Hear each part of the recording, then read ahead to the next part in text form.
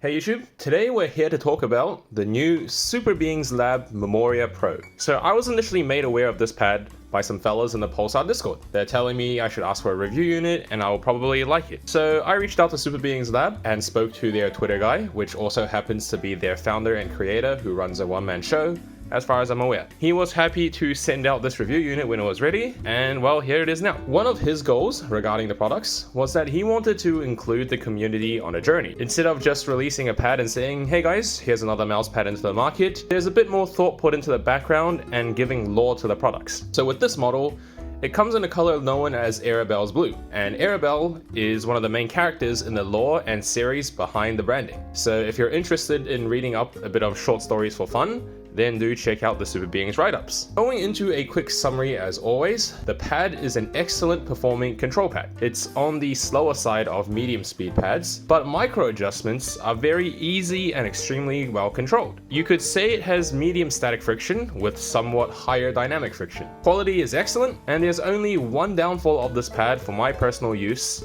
or I would recommend this as one of the best pads there are available. So that downfall is not being arm sleeve friendly. We can talk a bit more about this in the sleeve glide section, but I am more than happy to recommend this to players who don't need to rest a large part of their arm on the pad. Going into the details, features, and unboxing. So as you can see here, it comes in this plastic cover. On the inside, there's another printed cardboard box, which is what's holding the pad. All this printing, all this writing is actually on the plastic cover, not on the printed cardboard box inside. That's why I'm showing you guys all this cover. As you can see, there's all the different specifications and technical things just here written on the back, socials as well.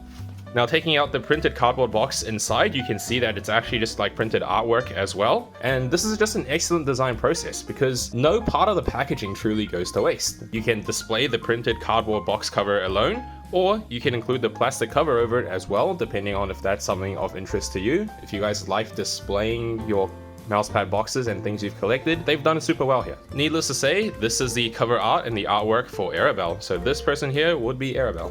Finally, we get greeted here with the pad. It comes in this blue color. This pad retails at around $50 US, which is now roughly 80 Australian dollars after the recent crash of the Australian dollar.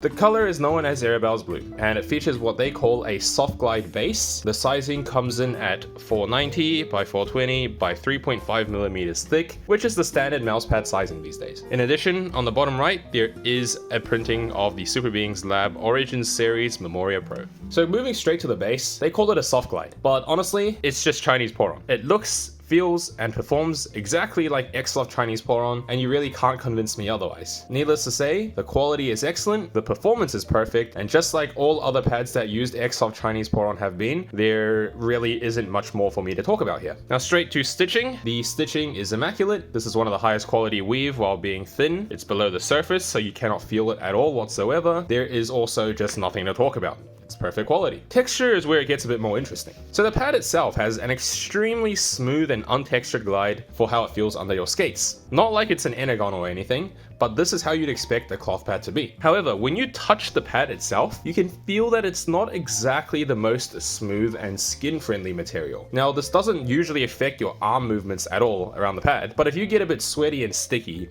then you will start to feel a bit more drag. Now, with that being said, every single pad out there, if you used your skin and you got sweaty and you started being a bit sticky, then every single pad's going to be affected, and this is definitely not a deal breaker at all. In order to prevent that, that's why I use an arm sleeve.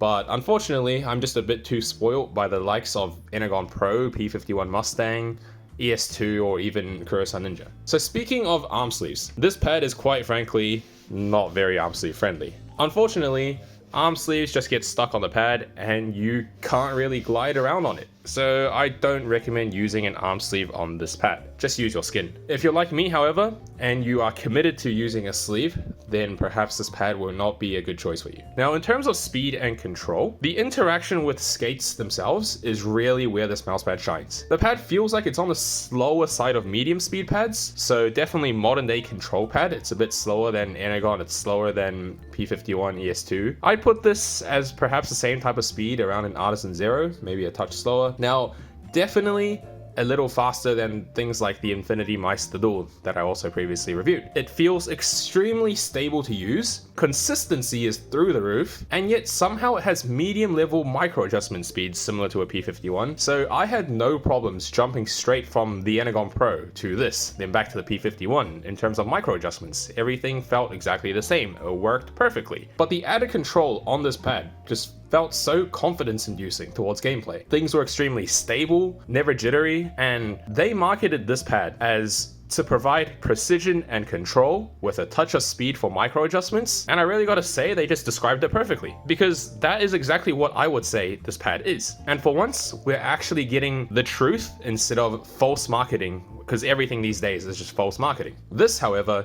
is the real deal. So then who should buy this? Well, the first thing is, if you're a tac shooter player, or you play high sensitivity in other FPS games, then the speed and control of this pad will be perfect for you. The next part to consider, do you rest your entire forearm on the mousepad, or are you a wrist at edge kind of user? Because if you use wrist at edge, then buy it.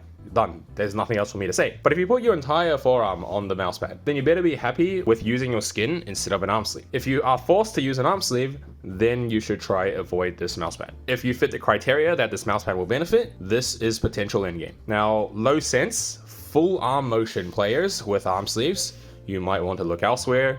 The same thing is said for fast-paced FPS gamers such as Apex or Overwatch players.